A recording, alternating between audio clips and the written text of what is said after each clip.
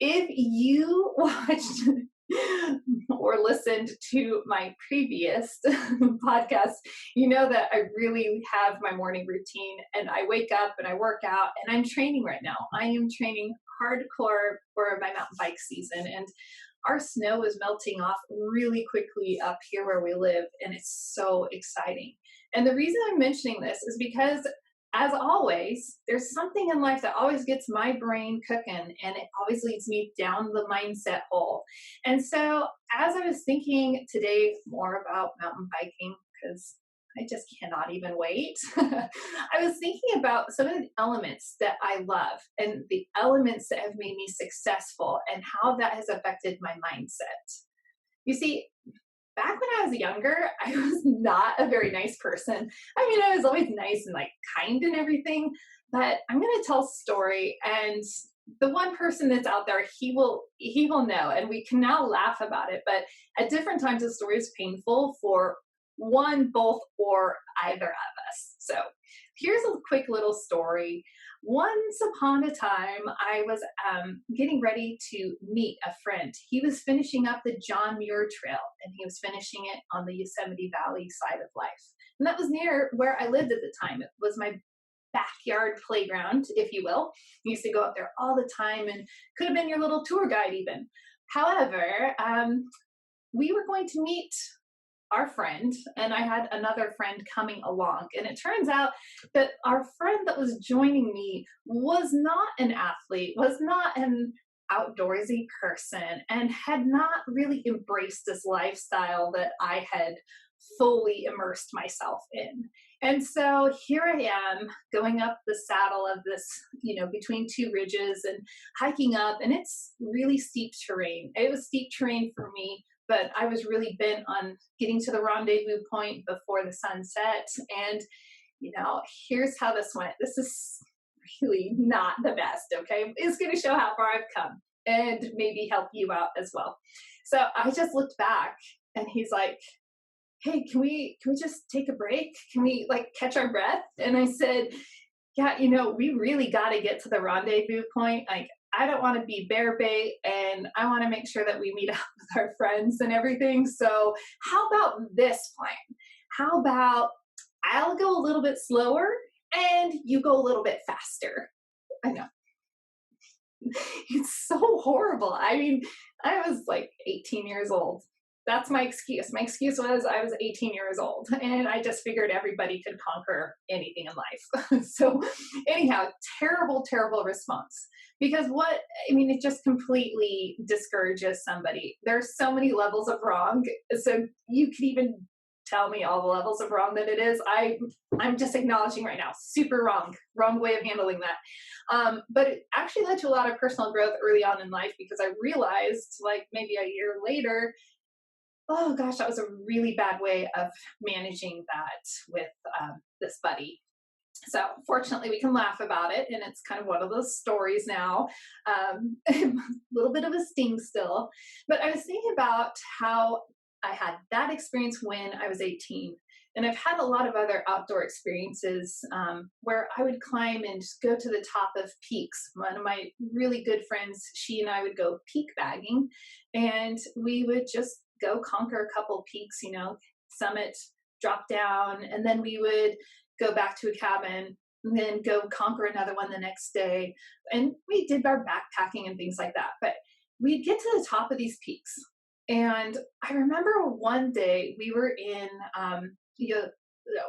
South Lake Tahoe, and we had gone up one particular peak, and we get to the top, we get to the summit, and it is just packed.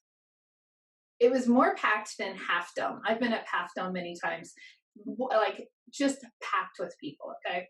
And you could barely get a picture of, just you. You had to share the space with other people. And so anyhow, we, had our time on that. The next day, right, we go back down, we relax, get cleaned up. We're, adults at this point, so we're eating a good dinner that night, slept, woke up, and went up this other peak, a more obscure peak. It's called Job's Peak. And we get to the top, and there is not a soul in sight. We're just up there. The wind is just swirling around, and there's this little book sitting there, a log that you can register. And those are so fun to read, really entertaining. And we owned this space. It was all ours until some people came up and, they were a little too hoity-toity for us, apparently. They didn't find me very, they were not, they didn't get my humor. I was very much enjoying the little book of everybody logging in because there were some good jokes in there. All this to say, when you get to the summit, right, who's there with you? What is the point?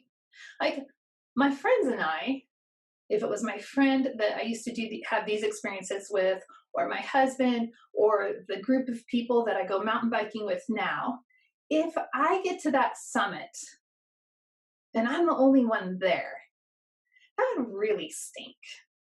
Now, don't get me wrong. I really like some of my alone time. I'm very much into solo sports. Sounds kind of funny, right? Because I go out mountain biking with a group of people. So let me just take this another direction. Just bear with me. So I'm out mountain biking with this group of people, and we have sections where I might be alone. And you're just riding and you're in your own mental space, or, sometimes you can't hear each other and you're not talking. You're solo and you're alone. And you get to the top and you might just take a moment by yourself. But what I realized, especially last year on every mountain bike ride, was I couldn't have done it alone. You see, the old 18-year-old Julie, she would have thought, oh yeah, you got this. And hey, everybody, you better get on and get coming up here with me because we're going places. And I've realized throughout time that we can't get there on our own. Life is a team sport, and we have to have those people around us. And they encourage us and we encourage them, and they give us tips and tricks. Hey, kind of like this podcast does for investors. And so I get to the summit of these mountain bike rides, and I get to have that accomplishment, that personal accomplishment of, yeah, I did this. This is amazing. Look at all the mountain ranges that I could see from, this climb that I've done on my mountain bike. This is extraordinary. But then I can also look around and I can see the people that cheered me on, the people that didn't quit on me, the people that didn't leave me in the dust. Who are you leaving in the dust? Like, are you leaving a spouse in the dust? You leaving your kids in the dust? Do you think that you can run the business better than your business partners? And so you're going to just like break away and, show them and do your own thing? You say we need each other. And when you get to the top, when you're at the summit, for investors, when you have like thousands of doors that you are so excited about, are you going to look around and see people with you and say, I am so grateful to have shared this experience with you. We did this. We helped each other out, and look what we were able to accomplish? Or are you going to look around and you're just going to be there all by yourself? You really need to evaluate what you want at the end, and you got to set yourself up right now for it. So the 18-year-old self, fortunately, has grown up quite a bit. The girl who loves solo sports has realized that you can be solo. That's okay. You can be solo. But I got to drop this. You got to have your Chewbacca and your R2-D2 and C-3PO. I mean, like, you can be solo, but you got to have your people with you. So today, this week, please be thinking about, how are you going to nurture, support, encourage, care, and receive it back from the people around you? They've got your back. Do you have theirs? And if they don't have your back, you're in the wrong place. You got to just like find some new people, okay? Let's just be real about that. Anyhow, I hope that this finds you well. I would just absolutely be honored if you would subscribe to the podcast. If you're watching this on YouTube, subscribe there, like, do all that stuff, because it seems weird, but this is kind of hard work, and you put it out there in cyberspace, and like, are the meta crawlers going to find it? So anyhow, will you help me out? That would be awesome. It'd mean a lot to me. And until the next time, please go find your freedom.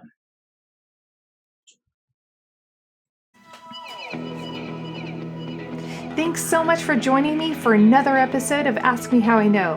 My guests are the most humble successes, so be sure to show them your appreciation by rating this episode 5 stars, which sounds silly, but let's be real. Ratings, likes, and shares, they take no time at all, but make all the difference in the world, if only to boost morale. Also, since I don't spend time on the how and why they got into investing, be sure to check out the show notes to get to know more about today's guests, including other podcasts they've been on that has a more traditional format that will give other details about their investment journey. It'll also tell you things like the most influential person in their life and what they're reading right now, as well as how to connect with them. And please, subscribe and rate Ask Me How I Know so it reaches other listeners like you. Until next time, go find your freedom.